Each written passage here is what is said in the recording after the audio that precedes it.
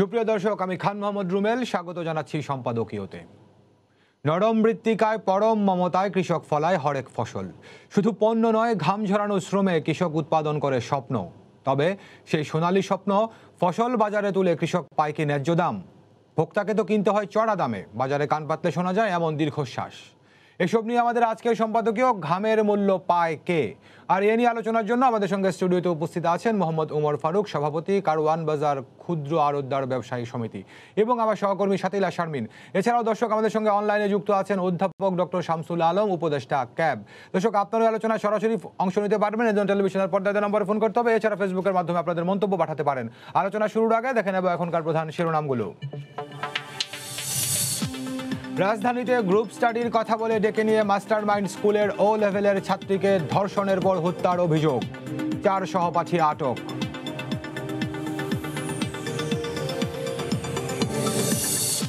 বাংলাদেশে দ্রুত আসবে করোনা টিকা, শুরুতেই পাবেন স্বাস্থ্যকর্মী সহ সম্মুখ যোদ্ধারা।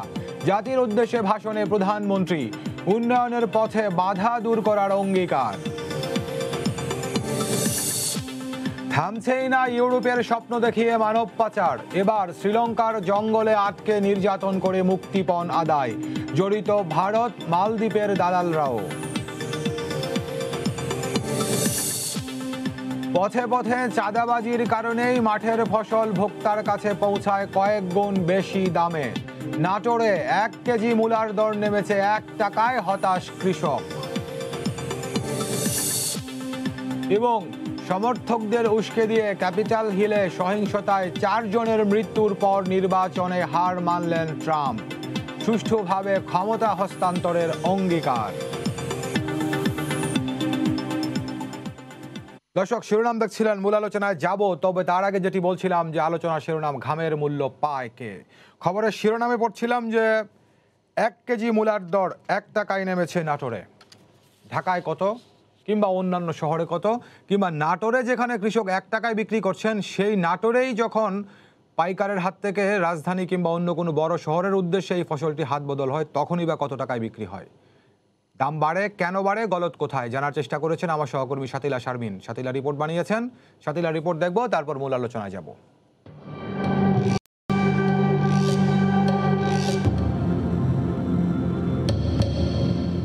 রাজধানীর কারওয়ান বাজার থেকে সময় সংবাদ রাতের সঙ্গী পণ্যবাহী ট্রাকের। জয়পুরহাটের আক্কেলপুর থেকে এসেছে ট্রাকটি, বাকি পণ্য পৌঁছে দিতে হবে শ্যামবাজার কাঁচা বাজারে। বাজারে ঢুকছে ট্রাক, পণ্য নামানোর সময় এখন, বাধা এখানেই। ওই পাশে যাবো, কি করছে ওই গেটে যাবো।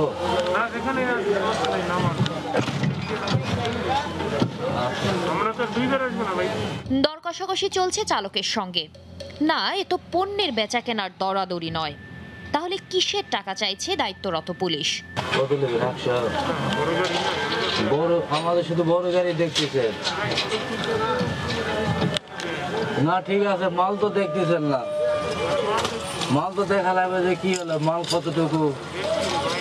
কোন থানার সদস্য তিনি জানতে চান চালক। আপনারা থানা পুলিশ নেবেন না মেট্রো নেবেন? চালক 50 টাকা দিতে চাইলেও 100 টাকা নিয়ে চলে গেল পুলিশ। আর 50 টাকা এলাম ভাই রে।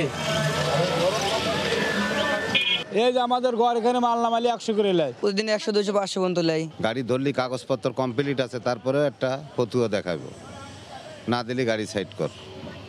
বুঝতে পারছেন? যার জন্য আমাদের টাকা দিয়ে আসতে হয়, কাঁচামাল লোড করতে হয়। 100 টাকা করে কিসের টাকাটা এখান থেকে তোলা হয় একটু বলবেন গাড়ি প্রতি? না আমি জানি না ম্যাডাম। না আমি তো জানি না।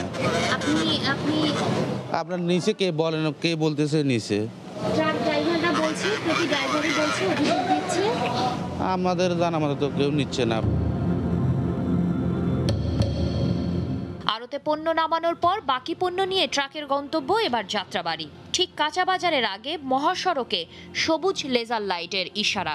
ট্রাক থামাচ্ছে সিটি কর্পোরেশনের পরিচয়ধারী কিছু লোক। চলছে ট্রাক প্রতি টাকা নেওয়া। সময় সংবাদের উপস্থিতি টের পেয়ে ছেদ পড়ে চাঁদাবাজিতে। ক্যামেরার আড়ালে চলে যেতে শুরু করে এক এক করে সবাই। যাওয়ার পথে আমি অগোচান্দার টাকাটা দিয়ে যাবো, ওরা কইতাছে যে না আমার গাড়ি এনে খাড়া করে রাখতে। ওই জানতো ইয়ার সিটি কর্পোরেশনের চান্দা। 100 টাকার খেপে 30 টাকা দেওয়া লাগে খরচা, তো আমরা কিভাবে চলবো বলেন? ওইটা তো না, আমরা এই যে একটু আগে ছবি পাইছি, তাই? আপনারা ছিলেন না? আপনারা দেখলাম তো এই পাশে আছেন। না না না, ছিলাম না তোকে। ডাক থামাইছে কে? না। সময় সংবাদ এবার খুঁজছে চাঁদাবাজির স্থানগুলো, মিলেও যায়। ডেমরার স্টাফ কোয়ার্টারে দেখা মেলে এমনই আর এক দলের। এখানেও সেই সবুজ লাইটের ইশারা, ট্রাক থামিয়ে টাকা তোলা। এটা টাকা আনছে আর কি, সিটের টোলের। টাকা নেবার কারণ জানতে চাইলে উত্তেজিত দলটি।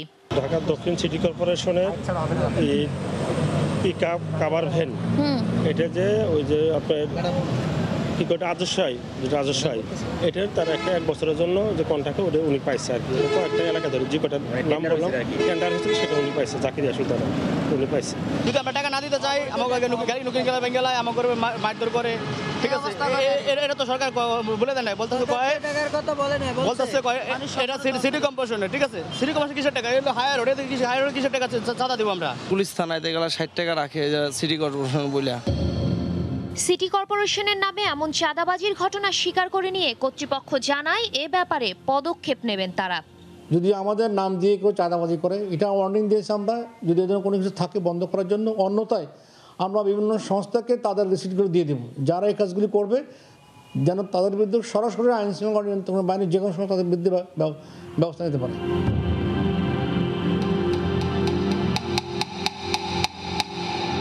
রাজধানীর এই চাঁদাবাজি কতটা প্রভাব ফেলে পণ্যের দামে তা জানতে সময় সংবাদ পৌঁছেছে মানিকগঞ্জের জাগিরে। কনকনে শীতের রাতে দম ফেলার সুযোগ নেই এই কাঁচামালের আড়তে। পাইকার, আড়তদার আর কৃষকের দরদামে রাতেই সরগরম থাকে কাঁচা সবজির আড়তগুলো। দম ফেলার সময় নেই শ্রমিকেরও। টাটকা সবজিতে ঠাসা বস্তা উঠানো হচ্ছে ট্রাকে। ঘন কুয়াশার মধ্যেই ভ্যান, অটোরিকশায় করে কৃষককে তার উৎপাদিত পণ্য নিয়ে ছুটে আসতে হয় আড়তে, একটু বেশি দাম পাবার আশায়। উপায়ও যে নেই তাদের ঘরে ফসল জমিয়ে রাখার। সবজি চাষে যে সবচেয়ে বড় প্রতিবন্ধকতা, চলছে দরদাম। একদমই পেরে উঠছেন না কৃষক। পাইকার, আড়তদারদের চাপে কোনো রকমে ছেড়ে দিতে হচ্ছে পরিশ্রমের ফসল। মাপের পাল্লায় বস্তার পর বস্তা। 10 টাকা করে কেজি, 8 টাকা করে কেজি কপি বেচে কোনো লাভবান হইতে পারতেছি না আমরা। একদম বিষে খরচ হয় 300 টাকা, অনেক প্রকারের বীজ দিতে হয়, পোকা লাগে। অসন্তোষের পরিপ্রেক্ষিতে পাইকারদের কাছে প্রশ্ন ছিল, কেন সবজির দাম কম? 1 টাকা লাভ করি, 8 আনা লাভ করি এই কেজিতে। যানবাহন খরচ ছিল আর এমনি কিছু কষ্ট ছিল, এগুলো ব্যয় করে আমার কিছু টাকা লাভ আছে এখানে। দ্রুত ভর্তি হচ্ছে ট্রাক।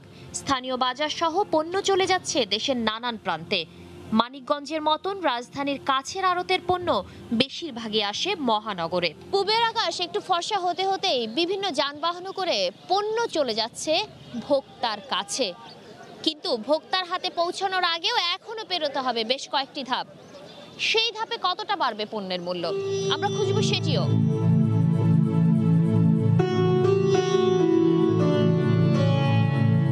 কৃষকের কথা জানতে সময় সংবাদ পৌঁছে জাগিরের কৃষক আলমগীরের কাছে। কৃষিকাজের সঙ্গে তিনি জড়িত প্রায় 20 বছর ধরে। এত বছরে উৎপাদন ব্যবস্থায় দেখেছেন নানান পরিবর্তন। যোগাযোগ ব্যবস্থার উন্নতির ফলে ক্ষেতের ফসল এখন দ্রুত বেচে দেওয়া সম্ভব হয়েছে, কিন্তু খরচও বেড়েছে অনেক। উচ্চ ফলনশীল ফসলের বীজ আর সারের কারণে উৎপাদন বেড়েছে বহুগুণ। কীটনাশকের কারণে এখন আর ক্ষেতের ফসল ক্ষতিগ্রস্ত হয় না। এসব অগ্রগতির মধ্যেও পরিবর্তন আসেনি কৃষকের ভাগ্যে। ধরেন 2 টাকা কেজি মূল্যে 5 টাকা কেজি কপি, ধরেন বেগুন 5 টাকা 7 টাকা কেজি বেগুন, নাহলে কৃষকরা বাঁচবো কেমন না?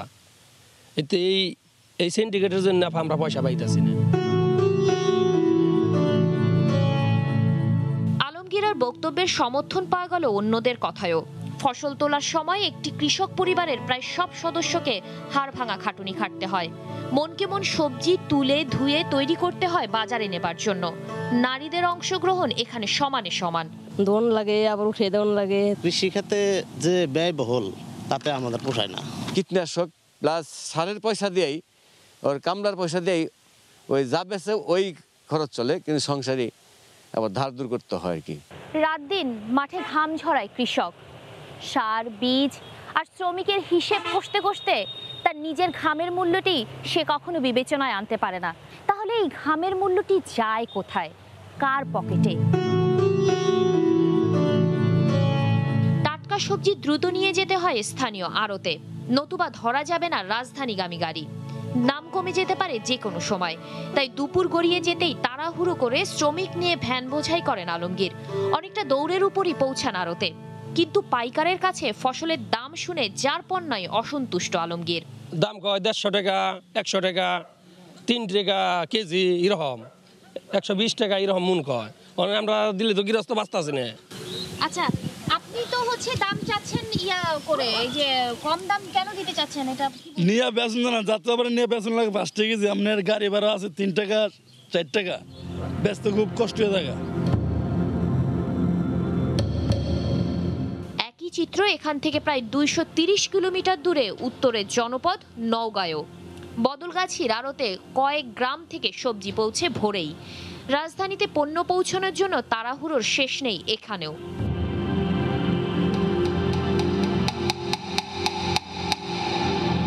কৃষকের কণ্ঠে সেই অসন্তোষের টান। ভ্যান ভাড়ার টাকাও যে তার উঠে আসে না। দাম না পেয়ে অনেক সময় জমিতেই মিশিয়ে দিতে হয় সবজি, অথবা গবাদি পশুকে খাইয়ে দিতে হয়। কৃষকের কোনো লাভ নেই, খেটে দুটা পেটের ভাত জোটে এই মাত্র। নিম্নে 20-30 হাজার টাকা খরচ হয়েছে, তাতে মনে হয় 5,000 বিক্রি হবে না এই অবস্থা। পাইকার আর পরিবহন শ্রমিকরা জানান, দীর্ঘ যাত্রা পথে প্রতিটি পণ্যের উপর বাড়তে থাকে দাম, কারণ পথে পথে চাঁদাবাজির মুখে পড়তে হয় কাঁচামালে ভর্তি ট্রাককে। পথে পথে চাঁদা আছে, প্লাস আপনি পুলিশ খরচ আছে, এটা বাড়ে। আবার যমুনা ব্রিজের খরচ, এটা গাড়ি মালের উপরেই তুলতে হয়। কৃষকের কাছ থেকে কেনা হয় যে দামে, তার সাথে দ্বিগুণের মতো খরচ হয়ে যায়। তারপর ওখানে হাত বদল হয়ে দামটা বেশি হয়ে যায়। বদলগাছি থেকে 11 কিলোমিটার দূরে জয়পুরহাটের আক্কেলপুরে এসে পৌঁছে সবজির ট্রাকগুলো। ভর্তি হয় আরও কাঁচামাল। জয়পুরহাটের মতো এরকম প্রত্যন্ত অঞ্চলের কৃষক যখন তার পণ্যটি পাইকারের কাছে বিক্রি করেন, তখন কিন্তু তিনি খুব বেশি দাম পান না। আবার পাইকার যখন এই পণ্যটি নিয়ে ট্রাকে লোড করে রাজধানীর উদ্দেশ্যে, তখন তিনিও খুব বেশি লাভ করতে পারেন না। তাহলে ভোক্তার কাছে কেন 2 গুণ 3 গুণ দামে এই পণ্যটি পৌঁছে? দ্রুত ছাড়তে হবে ট্রাক, নতুবা ধরা যাবে না রাজধানীর পাইকারি আড়তের বেচাকেনা। এবার পরিচয় গোপন করে 250 কিলোমিটার যাত্রাপথে কাঁচামাল ভর্তি ট্রাকের সঙ্গে সময় সংবাদ। আমরা এখন জয়পুরহাটের আক্কেলপুর বাজার থেকে উঠছি ট্রাকে, এবং এই ট্রাকে আমরা দেখার চেষ্টা করব আসলে কিভাবে পরিবহন ব্যবস্থা চলে, এবং এই ট্রাকের ড্রাইভাররা আসলে কি ধরনের সমস্যার সম্মুখীন হয় সেই বিষয়টি, এবং দ্রব্যমূল্যের বিষয়টিও কিন্তু। মোহাম্মদ জাহাঙ্গীর কাজী গ্রামীণ এ জনপদ থেকে দেশের নানান প্রান্তে পণ্য পরিবহন করছেন প্রায় 20 বছর ধরে। জানান, কাঁচামাল ভর্তি ট্রাকে যেন চাঁদাবাজি বেড়ে যায় বহু গুণে।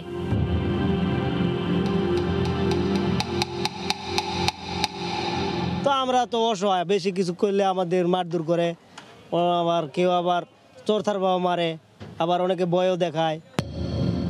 হাতে নাতেই মিলল প্রমাণ। বঙ্গবন্ধু সেতুতে আসার সময় ট্রাক সম্মুখীন হয় এক অভিনব চাঁদাবাজির। পণ্যের ট্রাকগুলো ওজন মাপার সেতুতে উঠলেই বেশিরভাগ ট্রাকই ঘুরিয়ে দেওয়া হয়, পড়ে যায় কয়েক শত ট্রাকের পিছনে। এখানেই আবার পার্কিংয়ের জন্য একটি দালাল চক্র হাতিয়ে নেয় ট্রাক প্রতি কয়েকশো টাকা করে। আপনাদের যদি বড় স্কেলে কোনো সিস্টেম করা হয় না? করবো না তো, শালা পাগলা, ওটা গলিকারে কোম্পানি সরকার ইনকাম হইতেছে। নিরবিচ্ছিন্ন যে যোগাযোগ ব্যবস্থার জন্য যমুনা সেতু তৈরি হয়েছিল, সেই কাঙ্ক্ষিত লক্ষ্য কি সে পৌঁছতে পেরেছে? এখনো এত বছর পরেও কতিপয় কিছু দালাল অব্যবস্থাপনা এবং দুর্নীতির কারণে এখনো সেই লক্ষ্যে পৌঁছতে পারেনি এই সেতুটি, এবং এখান থেকে যারা পার হচ্ছেন প্রতিনিয়ত, তারা পড়ছেন চরম ভোগান্তিতে। এখানে ব্যস্ততা অসম্ভব। সারা দেশ থেকে আসা ট্রাক থেকে নামে বস্তার পর বস্তা পণ্য, শ্রমিকদের দৌড়াদৌড়ি আর আড়তে আড়তে বিক্রি। এখানে কতটা বাড়ছে দাম, রয়েছে পরস্পর বিরোধী বক্তব্য। মন আমরা পাইকারের কাছে বিক্রি করতেছি আপনার 400 টাকা। আমাদের এই আলু কিনা আছে 22 টাকা, গাড়ি ভাড়া সহ কস্টিং সহ পড়ছে 26 টাকা, আমার আড়তদারি সহকারে। এখন আলু বিক্রি করতেছি 20 টাকা 19 টাকা, 15 টাকা খেতেই পড়ে থাকে। আর এখন আমরা এই বেগুনটা বিক্রি করছি এই যে 8 টাকা কেজি, 9 টাকা কেজি। তো চাষি পাইতে আছে কত, 60 টাকা 5 টাকা। বাজার এতই খারাপ, সমস্ত মালের বাজার খারাপ।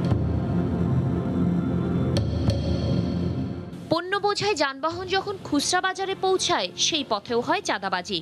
কারওয়ান বাজার থেকে রাজধানীর হাতিঝিলে 300 টাকা করে ভ্যান প্রতি দিতে হচ্ছে পুলিশকে। সমস্যা হয় আপনার রাস্তায় ধরে বাধা দেয়, যে না যেতে পারি, পরে 10 টাকা 20 টাকা দিলে আমরা ছাইড়া দেয়। 20 টাকা 30 টাকা 10 টাকা যে আমরা দিতে পারি। এত হাত ঘুরে রাজধানীর হাতিরপুলের মতো বাজারে যখন ক্রেতা আসেন পণ্য কিনতে, তখন দাম বেড়ে গেছে দ্বিগুণ থেকে 3 গুণ পর্যন্ত। যদি বলে 20 টাকা কেজি, আপনার গেলে আনতে হয় 25 টাকা কেজি, 5 টাকা বেশি আনতে হয়, 5 টাকা বেশি বাড়ায় ব্যস্ত হয়। কারণ বাজারে মানে 1 কেজি ধনেপাতার দাম 15 থেকে 20 টাকা, আর এইখানে 250 গ্রাম 20 টাকা বেশ। সবজির দাম এখন অনেক বেশি, কারণ একটা লাউ এখন এত দাম হওয়ার কথা না, কিংবা শাক এখন 10 টাকা আটি হওয়ার কথা না। কৃষক এবং ভোক্তার মধ্যে দামের এই বিশাল পার্থক্যের কারণ দুর্নীতি আর নানান সিন্ডিকেট। অর্থনীতির ভাষায় এ ধরনের বাজার ব্যবস্থা থেকে মুক্তির উপায় কি? প্রত্যেকটা ধাপেই যদি দুর্বৃত্তায়ন হয় তাহলেও কিন্তু সেটা কস্টিংকে বাড়িয়ে দেবে। এখন দুর্বৃত্তায়নটা কোথায় হয়? দুর্বৃত্তায়নটা হয় কয়েকটা জায়গাতে। ট্রাক স্ট্যান্ডে হতে পারে, সেখানে এক ধরনের মাস্তানিরা আছে।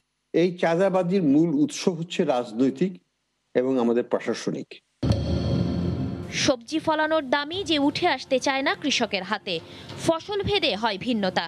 যে বছর যে ফসলের উৎপাদন বেশি হয় সে বছর ওই ফসলের দামই পান না কৃষক। রাজনীতিবিদরা জানেন তারা কিছু করছেন না, তারা কিছু করবেনও না, কারণ তারা একটা সুবিধাভোগী। এবং পুলিশ বাহিনীও জানে তারাও কিছু করবে না, কারণ তারাও আরেকটা প্যারালাল চ্যানেলে তারাও চাঁদা সংগ্রহ করছে। এবং চাঁদা কি শুধু ওই পুলিশটা যে সংগ্রহ করছে সেই খাচ্ছে তা না, এই চাঁদাটা আবার ভাগ হয়ে উপরের দিকে চলে যাচ্ছে। তো এটা একটা সংঘবদ্ধ প্রচেষ্টা। এটা থেকে বের হওয়ার একমাত্র উপায় হচ্ছে সর্বোচ্চ পর্যায়ের যদি রাজনৈতিক সিদ্ধান্তের মাধ্যমে এটাকে বিলোপ করা। পণ্য বিপণন ব্যবস্থায় যে অব্যবস্থাপনা রয়েছে তার দিকে নজর দিক সরকার, নজর দিক পথে পথে যে চাঁদাবাজির ঘটনা ঘটছে তার দিকেও। ব্যবস্থা নিক বিপণন ব্যবস্থাকে ঢেলে সাজানোর। কৃষকের হাতে তবেই পৌঁছবে তার ন্যায্য মজুরি, আর তা পৌঁছলে দেশের একটি বড় সংখ্যক মানুষ আর্থিক সক্ষমতা লাভ করবে। দেখছিলাম আমার সহকর্মী শাতিলা শারমিনের তৈরি করা রিপোর্টে। আমি শুরুতে যুক্ত হতে চাই অধ্যাপক ডক্টর শামসুল আলমের সঙ্গে। স্যার, আপনাকে স্বাগত জানাচ্ছি এই আলোচনায়। দেখছিলেন আমাদের রিপোর্টার শাতিলা শারমিনের তৈরি করা রিপোর্ট। শাতিলা রিপোর্টে দেখিয়েছেন যে মানিকগঞ্জের জাগিরের কৃষক তিনি মূলা বিক্রি করছেন 3 টাকায়। শাতিলা যেদিন সেই জাগিরের কৃষকের সঙ্গে কথা বলেন এটি আজকে থেকে 2 দিন 3 দিন আগের কথা। আর আজকে স্যার আমাদের খবর নাটোরে মূলা বিক্রি হচ্ছে 1 টাকা কেজিতে। 3-4 দিনের ব্যবধানে মূলার দাম 2 টাকা কমে গেছে। আর রাজধানীতে কমপক্ষে 40 টাকা। তো স্যার, যেই 40 টাকায় চলে গেল 1 টাকা থেকে, সেটির চিত্র শাতিলা আপনি আমাদের রিপোর্টে দেখানোর চেষ্টা করেছেন। এরপরে স্যার আপনি কি বলবেন? আপনি খবরের প্রথমেই যে কয়েকটা শিরোনাম বলেছেন তার মধ্যে একটি অন্যতম শিরোনাম ছিল যে উন্নয়নের পথে যত সকল বাধা অপসারণের বিষয়টি মাননীয় প্রধানমন্ত্রী অঙ্গীকার করেছেন। আজকে যদি কৃষি খাতের উন্নয়নের প্রতি আমি আলোকপাত করি, তাহলে প্রথমেই আমার কৃতজ্ঞতা স্বীকার করতে হবে যে এই খাতে অর্থাৎ কৃষিতে উৎপাদন প্রবৃদ্ধি ঈর্ষণীয়। সেটা খাদ্যে বলেন, আমরা স্বয়ং সম্পূর্ণ হয়েছি দাবি করেছি। খাদ্য কিনতে না পেরে একসময় দুর্ভিক্ষ কবলিত হয়েছিলাম, সেটা এখনো স্মৃতিতে দগদগে ঘায়ের মতো হয়ে আছে। আমদানিকৃত খাদ্য পয়সা দিয়েও কেনা যায়নি। 2008 সালেও যে দুর্ভিক্ষ হয়ে গেল, সেখানেও বিশ্বের বাজারে পয়সা দিয়ে খাদ্য পাইনি আমরা। আজকে সেই খাদ্য স্বয়ংসম্পূর্ণ হওয়ার প্রতিফলন প্রধানমন্ত্রীর অঙ্গীকারেই প্রকাশ পায় বলে আমি মনে করি, এবং সেটা দিয়ে আমি শুরু করতে চাই। এইবার আসেন, এই খাতে 9,000 কোটি টাকা গত 2 বছর 2 বাজেটের আগে বাজেট পর্যালোচনায় আমি বলেছিলাম যে 9,000 কোটি টাকা বাজেট, সেখানে আমরা খরচ করতে পারিনি, 6,000 কোটি টাকা খরচ হয়েছে।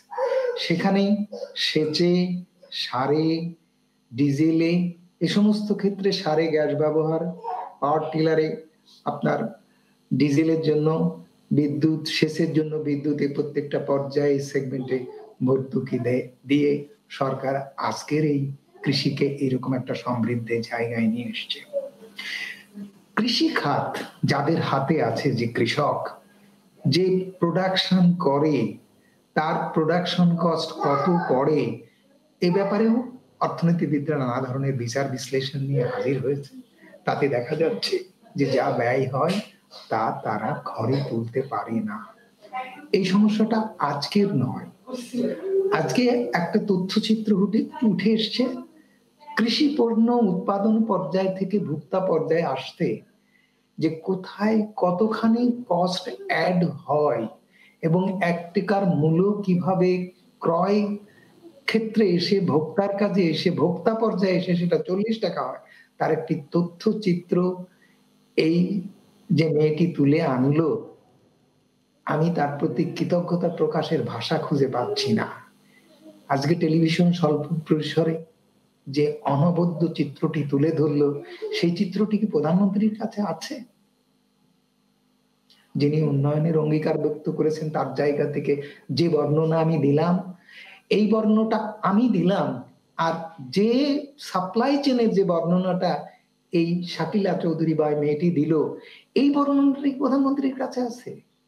এই বর্ণনাটা কি এই সাপ্লাই চেনে যে সরকারি প্রতিষ্ঠানগুলো, যে সরকারি কর্মকর্তাগুলো, যে পুলিশ বলেন, যাই বলেন না কেন, পুরা বিভিন্ন সেক্টরে যারা নিয়োজিত আছে, জনসভায় আছে, তাদের কি এই রিপোর্টটা প্রধানমন্ত্রীর কাছে দেওয়া নৈতিক দায়িত্ব ছিল না? তারা কি পাবলিক সার্ভেন্ট না? আমি নিশ্চিত যে প্রধানমন্ত্রীর কাছে এই তথ্যটা নেই। প্রধানমন্ত্রী ভয়ঙ্কর রকমের, তাহলে তার যে প্রতিষ্ঠান, প্রধানমন্ত্রী একটা ইনস্টিটিউশন, এই যে আপনি বলছেন এই চিত্রটি সরকারের সর্বোচ্চ পর্যায়ে দেয়া হলো কিনা, এই প্রেক্ষাপটে জানতে চাই, শাকিলার রিপোর্টে অর্থনীতিবিদ আহসান এইচ মনসুর বলছেন যে এই টাকার ভাগটা একেবারে যেখান থেকে আমার সেই চালক হোক আর কৃষক হোক, তার কাছ থেকে যিনি প্রথম নিচ্ছেন সেখান থেকে ভাগ হয়ে অনেক উপর পর্যন্ত যায়। তাহলে প্রধানমন্ত্রীকে জানাবে কে?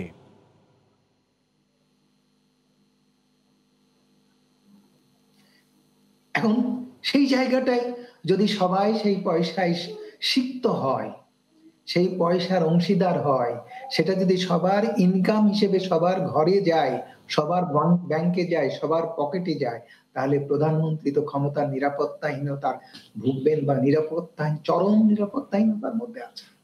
তার ক্ষমতা, তার ইনস্টিটিউশন, তার সার্বভৌম ক্ষমতা আজকের এই কর্মচারী কর্মকর্তারা যে শীর্ষ পর্যায় পর্যন্ত, যে মনসুর সাহেব বললেন যে সেই টাকার ভাগ শীর্ষ পর্যায়ে পর্যন্ত যায়, তাহলে এই নেটওয়ার্কে যাদের জানানোর দায়িত্ব ছিল, তারা এই পয়সাগুলো এইভাবে আয় করার একটা পথ ও পদ্ধতি তৈরি করে নিয়েছে। জি ধন্যবাদ স্যার, আপনি আমাদের সঙ্গে থাকুন, আপনার সঙ্গে আমি আবারও যুক্ত হব। মোহাম্মদ ওমর ফারুক, আপনি আপনার সঙ্গে একটু যুক্ত হতে চাই। পথে পথে নানান জায়গায় টাকা খরচ করতে হয়, সে কারণে কৃষকের পণ্যের দাম বেড়ে যায়, আপনারাও বেশি দামে বিক্রি করতে বাধ্য হন, ভোক্তা পর্যায়ে পর্যন্ত গেলে আরও বাড়ে। কিন্তু একটি বিষয় আপনি নিশ্চয়ই রিপোর্টে দেখেছেন, আমাদের আক্কেলপুর বাজারে জয়পুরহাটে একজন পাইকার বলছেন যে যাত্রাবাড়িতে এসে তাকে 5 টাকা বিক্রি করতে হয়। তিনি যখন ওখান থেকে 3 টাকায় কেনেন বা 2 টাকায় কেনেন, তিনি সেটি এসে 5 টাকায় বিক্রি করতে হয়। তো যাত্রাবাড়ি পাইকারি বাজারে যখন আপনাদের কাছে 5 টাকায় বিক্রি করেন, তো সেটি যাত্রাবাড়ি থেকে হাতিরপুল হোক, কাঁঠালবাগান বাজার হোক, কিংবা অন্য যে কোনো বাজার হোক, যাত্রাবাড়ির পাশে ঢলপুর বাজারই হোক, সেখানে গেলে কেন 40 টাকা হয়ে যায়? যাত্রাবাড়ির বিষয়ে আমি তো তেমন একটা বা আমি যদি বলি কারওয়ান বাজার থেকে হাতিরপুল আসলে, কারওয়ান বাজার থেকে কাঁঠালবাগান বাজারে আসে। এবার কারওয়ান বাজার থেকে যেটা আমি বলি, যদি আপনার জয়পুরহাটে একটা সবজি 5 টাকা বিক্রি হয়, সেখানে ওখানে বাজারটা যেটা, সেই বাজারটা কিন্তু হয় উপজেলা পরিষদ, নচেত ইউনিয়ন পরিষদ, নচেত জেলা পরিষদ, তারা মাসিক ইজারা দেয়। ইজারা দিলে বাজারে তার কেজি প্রতি একটা খরচ আসে, যে বিক্রি করে তার একটা খরচ আসে, যে ক্রয় করে তার একটা খরচ আসে। তাহলে ওটা স্বীকৃত একটা ইজারা প্রতি বাৎসরিক দেওয়া হয়। ওই লোকটি যখন গাড়িতে মালটি লোড করে তখন তার একটা খরচ আসে, আর গাড়ি ভাড়া একটা খরচ আসে। এখন পথে যেমন যমুনা বঙ্গবন্ধু ব্রিজের এখানে যেটা বলছে, সেটা কিন্তু আসলে দেশের স্বার্থে হচ্ছে। তার কারণ হলো সরকার নির্ধারিত আছে যে 20 ফিট একটা গাড়ি, তার ওজন হবে 60 টন আর মালের ওজন হবে 13 টন। এখন ওই ব্যবসায়ী যদি তার ভাড়া কমানোর জন্য 15 টন মাল লোড করে, সেটা সড়কের জন্য ক্ষতি, ব্রিজের জন্য ক্ষতি, যার কারণে সেখানে গাড়িগুলিকে ঘুরিয়ে দেওয়া হয় যে তুমি ওই 2 টন মাল অন্য গাড়িতে দিয়ে নিয়ে আসো। ঘুরিয়ে যখন দেয়া হলো, ঘুরিয়ে দিয়ে যখন সেটি ট্রাফিক জ্যামে আটকা পড়লো, তখন যে টাকাটি নেওয়া হয় সেটি কোন উন্নয়নের জন্য নেওয়া হয়? তখন কিন্তু আমার জানা মতে কেউ টাকা দিয়ে পার হইতে পারে নাই। এটা কারণ বাজারে যারা আসে, এটা আমার জানা মতে তারা 13 টনের উপরে লোড দেয় না। তিনি বলছেন যে শুধুমাত্র বেশি মানে ওজন নেওয়ার কারণে হচ্ছে ঘুরিয়ে দেওয়া এবং সেখানে কোনো টাকার লেনদেন হয় না। আপনি সরেজমিন ছিলেন সেখানে। সেটা হচ্ছে যে এক অর্থে ঠিক, এক অর্থে ঠিক না। ঠিক না এই কারণে বলছি, ওনার কথা আমি সমর্থন করছি। হ্যাঁ, যে সাইজের গাড়ি এবং যে ওজনের কথা, এটা ঠিক আছে, কিন্তু ওখানে হচ্ছে সব জায়গায় আসলে গাড়িগুলো ওজনের ভিত্তিতে না। আমরা যে ট্রাকে ছিলাম ওই ট্রাকে ওজন কম ছিল, কারণ সেটা হচ্ছে আমরা হচ্ছে মানে কম লোড নিয়ে ও যাচ্ছিল, বেশি লোডও নিতে পারেনি। যে পরিমাণ লোড ও নিতে পারে সেই পরিমাণ লোড ও নিতে পারেনি, মানে ওভারলোড তো পরের কথা, ওইটা নিতেই পারেনি, সক্ষমতার মার্জিন সে ছয়নি। কিন্তু তারপরেও সেই ট্রাকটি কিন্তু আটকে দেওয়া হয়েছে এই যে সিন্ডিকেটটার কারণে। এবং ওদের একটি মেশিন নষ্ট, এটা আমরা পুরোপুরি দেখাতে পাইনি কারণ সেটি আরো বড় গল্প হয়ে যেত, এই জন্য আসলে অল্প করে দেখাতে হয়েছে। ওদের একটা মেশিন নষ্ট এবং এত ট্রাক যে যমুনা সেতু থেকে কিংবা বঙ্গবন্ধু সেতু থেকে পার হয়, সেখান থেকে কিন্তু বিশাল জ্যাম তৈরি হয়ে যায়, 500-600 ট্রাক আটকে যায়, এবং আটকে যখন যায় তখনই শুরু হয় এই চাঁদাবাজিটা। জি, এবার কি বলবেন? ওই বিষয়টা আমার একটাই জানা আছে, সেটা হলো ওভারলোড হইলে গাড়ি আটকানো হয়। এছাড়া আদার্স অন্য কোনো বিষয় ওখানে আছে কিনা সেটা আমাদের জানা, এটা কিন্তু নিয়ম, সেটা আমাদের জানা। কিন্তু আপনি বলছিলেন যে সেটি নাকি উন্নয়নের কারণে হয়, কিন্তু আমরা তো বললাম সরেজমিনে আমাদের কাছে তথ্য এটি, যেমন রাস্তা ক্ষতিগ্রস্ত, না রাস্তা ক্ষতিগ্রস্ত, ওভারলোড মানে রাস্তা ক্ষতিগ্রস্ত। এইটা আপনার সঙ্গে আমি একমত যে কোনোভাবেই ওভারলোড করা যাবে না, রাস্তার ক্ষতি করা যাবে না। কিন্তু আপনি আমাকে বলেন যে কোনো ওভারলোড করা গাড়ি ঢাকায় ঢুকতে পারেনি এমন কোনো ঘটনা ঘটেছে? আপনার জানা মতে কোনো গাড়ি উত্তরবঙ্গ থেকে রওনা দিয়ে ওভারলোড হওয়ার কারণে ঢাকায় প্রবেশ করতে পারেনি, আবার যেখান থেকে এসেছে সেখানে ফেরত যাওয়ার ঘটনা আছে? আমার জানা মতে অনেক গাড়ি আছে যারা ওভারলোডের কারণে এবং ওভার যে মালটা সেটা অন্য গাড়িতে উঠে দিয়ে নিয়ে আসছে, অর্থাৎ সে 2000 কেজি মাল বেশি নিয়ে আসছিল, ওই ব্রিজে যখন স্কেলে ধরা পড়লো তখন তাকে ঘুরিয়ে দেওয়ার পরে সে অন্য গাড়িতে এই 2 টন মাল উঠাই দিতে পারে। সে উঠাই দিল, সে উঠিয়ে দিয়ে আরেকটা গাড়িতে করে সে কোনো না কোনো ভাবে আনলো। আপনার কাছে যখন কারওয়ান বাজারে কিংবা যাত্রাবাড়ি পাইকারি আড়তে 10 টাকায় বিক্রি, 5 টাকায় বিক্রি করলো, সেটি কাঁঠালবাগান বাজারে কিংবা হাতিরপুল বাজারে আসতে আসতে কারওয়ান বাজার থেকে কেন 40 টাকা যায়? এবার কারওয়ান বাজারে এই যে পাইকারি বিক্রি হচ্ছে সেখানে কমিশনটা ফিক্সড করা যে কেজিতে 1 টাকা। কার কমিশন?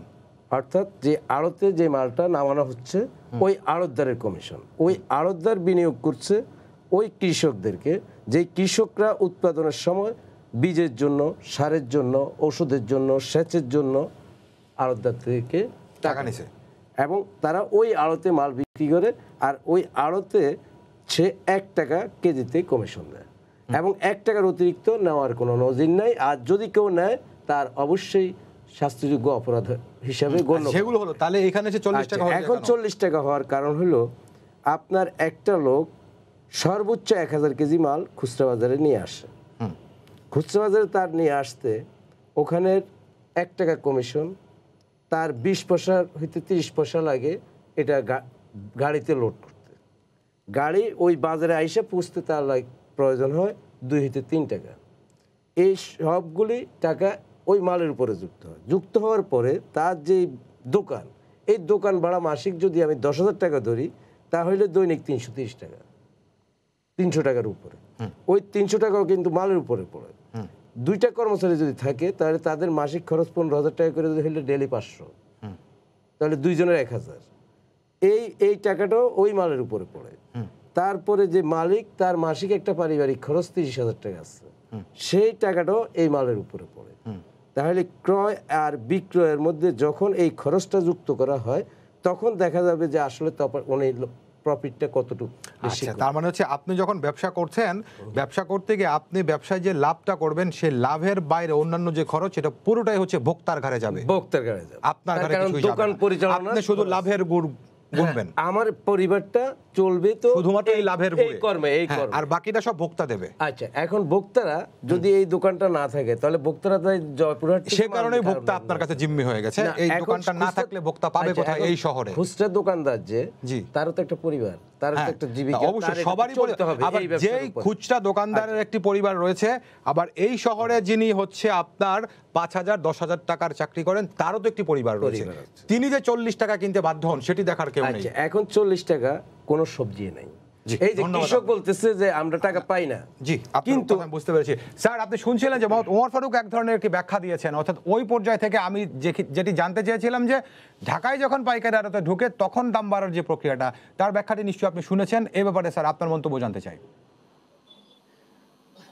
আপনি 2 টাকার জিনিস 5 টাকায় এসে কারণ বাজারে বিক্রি করে দিতে হলো, এবং সেই 5 টাকার যখন পণ্য ভোক্তার কাছে গেল সেটা 40 টাকা হয়ে গেল, এটার যৌক্তিক ব্যাখ্যা বা এটার দায় তিনি নেননি এবং তিনি তার ব্যাখ্যা দেওয়ারও প্রয়োজন মনে করেননি। এই ব্যাখ্যাটি সম্ভবত তার কাছে নেইও, কারণ তিনি ব্যবসা করেন, তার কতখানি মুনাফা করতে হবে না করতে হবে তার কোনো আইনি দায় দায়িত্ব নেই এবং তার কোনো জবাবদিহিতাও নেই।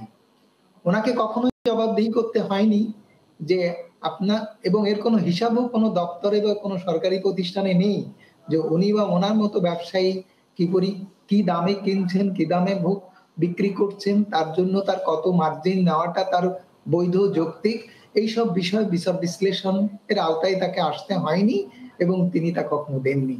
এখন আজকের টেলিভিশনের এই অনুষ্ঠানে এসে তিনি যা বলতে চাইলেন বা যা বললেন, এটা তো কোনো যৌক্তিক ব্যাখ্যা হিসেবে প্রতিষ্ঠিত নয়, কিন্তু প্রতিষ্ঠিত না হলেও এটাই প্রতিষ্ঠিত, এইটাই আমরা মেনে নিয়েছি, এইটাই আমাদের বাস্তবতা। এখন আপনি আসেন যে এগুলো দেখার জন্য আমরা যাদেরকে দায়িত্ব দিয়েছি, যাদের পয়সা দিই, বেতন দিই, আমরা ভোক্তারা কর দিই, ট্যাক্স দিই, এই যে সিটি কর্পোরেশনকে আমরা কত রকমের ভাবে পয়সা দিয়ে তার বাজেট সংকুলন করি, সেই সিটি কর্পোরেশনের নির্বাহী কর্মকর্তা কি বললেন তিনি জানেন না। এ কথা কি বিশ্বাসযোগ্য? পুলিশের কর্মকর্তাকে যখন রিপোর্টার জিজ্ঞেস করলো যে এইভাবে পয়সা নেওয়া হচ্ছে, তিনি বললেন কই না তো, আমার কাছে তো তার কোনো তথ্য প্রমাণ নেই। উনি বললেন যে কোনো ট্রাক ওভারলোডেড যেতে পারেনি বা কারণ বাজারে আসে না, ওনার কাছে এগুলো কোনো তথ্য নেই। কারণ ওভারলোড পয়সা না দিলে লোড ওভার হোক আর না হোক ট্রাক আটকে যায়, সেটা সাংবাদিকের তথ্য থেকেই এসছে, তিনি ফিল্ড লেভেল থেকে তথ্য নিয়ে এসছেন। এবং সেখানে ওভারলোড থাকলে ওভারলোডের তো একটা লিস্ট থাকার কথা, তথ্য থাকার কথা, প্রমাণ থাকার কথা, তার জন্য জরিমানা হওয়ার কথা, তার জন্য তার শাস্তি হওয়ার কথা, যে সে দেশের একটা প্রচলিত আইন লঙ্ঘন করছে, ব্রিজ বা রাস্তা নষ্ট হচ্ছে ওভারলোডে গাড়ি নিয়ে যাওয়ার কারণে, দেশের সম্পদ ক্ষতি করছে, দেশের উন্নয়নের বাধা হিসেবে সে কাজ করছে, সুতরাং তার জন্য এই খেসারত দিতে হবে। তাহলে সেই তালিকাগুলো কোথায় যারা ওভারলোডেড হয়ে গেল? আর ওভারলোডটা তো মাপা হয়েছে কোনো একটা যন্ত্র দিয়ে, সেই যন্ত্রের তো সব অটোমেশন হওয়ার কথা, বাংলাদেশ ডিজিটাল হয়ে গেছে, সুতরাং সেগুলো রেকর্ড তো থাকার কথা। আমার মনে হয় একটা রেকর্ডও পাওয়া যাবে না যে এই গাড়িটা ওভারলোডেড হিসেবে চিহ্নিত হয়েছে। তাহলে এই সমস্ত মন গড়া তথ্য দিয়ে আমরা দিব্যি বহাল তবিয়তে আমরা বেঁচে আছি, আমাদের ব্যবসা বাণিজ্য চাকরি বাকরি চালিয়ে যাচ্ছি। ওই পুলিশ কর্মকর্তা যে মিথ্যে বলেছেন যে তিনি জানেন না, এ ব্যাপারে কি আমার এই অনুমানের সঙ্গে, আমার এই মন্তব্যের সঙ্গে দেশের কি কোনো একটা লোক দ্বিমত পোষণ করবেন? সিটি কর্পোরেশনের নির্বাহী কর্মকর্তা বলেছেন তিনি জানেন না। তিনি যদি না জানেন, আমি ধরে নিই যদি তিনি জানেন না, তাহলে তিনি ওই পদের অযোগ্য, তিনি ওই পদে দায়িত্ব পালনের জন্য যোগ্য নয়, তার এখনই বহিষ্কার করা উচিত, তার বরখাস্ত করা উচিত। ধন্যবাদ স্যার, আমি আপনার সঙ্গে আরো যুক্ত হওয়ার চেষ্টা করব। শাতিল, আমি আপনার কাছ থেকে একটু আমার মাঠের কৃষকের কথা শুনতে চাই। তাদের এই উৎপাদন খরচ না মিটা, তাদের লস গোনা, তারপরে তারা ফসল উৎপাদন করে যান, তাদের সঙ্গে কথা বলেছেন, আরেকটু ডিটেলস বলেন তারা আসলে কিরকম ভাবে বেঁচে আছেন আমাদের কৃষকরা? এখানে হচ্ছে এক ধরনের দুষ্ট চক্র, এখানে ঘুরে হচ্ছে এক ধরনের দারিদ্র্যের দুষ্টচক্র। কারণ সে প্রতিবারই চিন্তা করে যে আমার লাভ আসবে, হয়তো তার কোনো সবজিতে সে কিছুটা লাভ উঠায়ও, এই লাভের বিষয়টি আগে বুঝতে হবে। আমরা যখন লাভ বলি তখন আসলে এটা কোনো লাভ না। সে হিসেব করে যে তার সার, বীজ, কীটনাশক যা লাগলো, তার শ্রমিক যে লেবার যে তার জমিতে যে দিল, সেইটার খরচটা সে শুধু হিসাব করে। এর থেকে যদি কিছু তার থাকে তাহলে সে চিন্তা করে ঠিক আছে আমার ঘরে কিছু টাকা আসলো। আসলে কিন্তু তার যে পরিশ্রম, তার পরিবারের যে পরিশ্রম, এটাকে কিন্তু সে ধরে না। যদি এটা সে ধরতো তাহলে কিন্তু কোনো লাভ তার কোনো কালেও হয় না। এবং আমরা উচ্চ ফলনশীল জাত পেয়েছি, উৎপাদন আমাদের বেড়েছে, কিন্তু কৃষকের ঘরে কিন্তু মানে টাকার পরিমাণ বাড়েনি। সে কিন্তু এখনো ঋণগ্রস্ত হয়, এখনো প্রতিবার ফসল করার জন্য তাকে কোথাও না কোথাও থেকে ঋণ নিতে হয়। ধন্যবাদ সাথিলা। মোহাম্মদ ওমর ফারুক, উনি যেটা বলছে আমি বলবো, আমরা যদি গত 15 বছরের কথা দেখি, ফিরে তাকাই, তখন কৃষকের অবস্থা কি ছিল আর এখন কৃষকের অবস্থা কি? গত 1 এপ্রিল বছর আগেও কৃষক লস গুনতো, এখনো কি কৃষক লসে গুনবে? এখন তাদের অবস্থান কি? যেই বাড়িতে ছাবরা ঘর ছিল না সেই বাড়িতে আজকে ইটের দালান। কারণ সে কৃষকের একটি ছেলে মধ্যপ্রাচ্যের না না, উত্তরবঙ্গে এই ধরনের যাদের 3 বিঘা জমি আছে তারা তাদের ছেলেকে কোনো জায়গায় চাকরি করুক, এটাও তারা চায়। এরকম তাদের জমিগুলিই তাদের স্বর্ণ। এখন 1 এপ্রিল থেকে এই 30 নভেম্বর পর্যন্ত কৃষক প্রতিটা সবজি, প্রতিটা আইটেমে যেই উচ্চ মূল্য পাইছে বিগত 5 বছরে তা পায় নাই। তখন ভোক্তারা অধিক মূল্যে এটা কিনতে হয়েছে। না, কৃষক কখনো কখনো উচ্চ মূল্য পেয়েছে মোহাম্মদ ওমর ফারুক। কৃষক যখন উচ্চ মূল্য পায় তখন সেটি আপনারা আবার ঢাকায় এনে বিক্রি করেন অতি উচ্চ মূল্যে। আমরা জানতে চাইছি শুধুমাত্র এত ফারাক কেন? আমাকে কারণ বাজারের ব্যাপারটা বলবেন। আমাদের ফিক্সড করা আছে যে কেজিতে এটার দাম 50 টাকা হইলে 1.50 টাকা, তার মানে 1 টাকার বেশি নেওয়া যাবে না। যে নিবে তার ব্যবসার জন্য যে আইন এবং যে নিয়ম অনুসারে আমাদের সংগঠন চলে সেই অনুসারে ব্যবস্থা নেওয়া হয়, যার কারণে আপনি যাবেন 1 টাকার উপরে কেউ নেবে না। কিন্তু তারপরেও কেন যেন আপনার দ্বিগুণ হয়ে যায় সেই ব্যাখ্যাটা কোনোভাবে এখন দ্বিগুণ হইলো খুচরা বাজারে এসে। কেন হলো? খুচরা বাজারে আপনাকে যে হিসাবটা দিলাম, তার যে একটা ব্যবসা প্রতিষ্ঠান চালাইতে তার যে খরচ, সেই খরচটা সেই মাল দামের উপরে, মূল্যের উপরে। বুঝতে পেরেছি আমি। ধন্যবাদ আপনাকে। আমি একটু দ্বিমত পোষণ করব। 10 সেকেন্ড। খুচরা বাজারের যে ব্যবসায়ীরা আছেন যারা কেনেন, তাদের কিন্তু অভিযোগ যে দামটা আমাদের থেকে এই আড়ত থেকে বলা হয় তাদের কাছ থেকে কিন্তু সেটা নেওয়া হয়। রাইট, জি বুঝতে পারছি। ধন্যবাদ অধ্যাপক ডক্টর শামসুল ইসলাম স্যার, আপনাকে অনেক ধন্যবাদ আমাদের সঙ্গে যুক্ত হওয়ার জন্য। সেই সঙ্গে মোহাম্মদ ওমর ফারুক এবং সাতিলা, আপনাকে অনেক ধন্যবাদ খুব সুন্দর একটি রিপোর্ট তৈরি করার জন্য। দর্শক সবাইকে ধন্যবাদ জানিয়ে শেষ করছি আজকের সম্পাদকীয়। আগামীকাল আবারও দেখা হবে রাত 10টায়। দেখার আমন্ত্রণ রইল। শুভরাত্রি।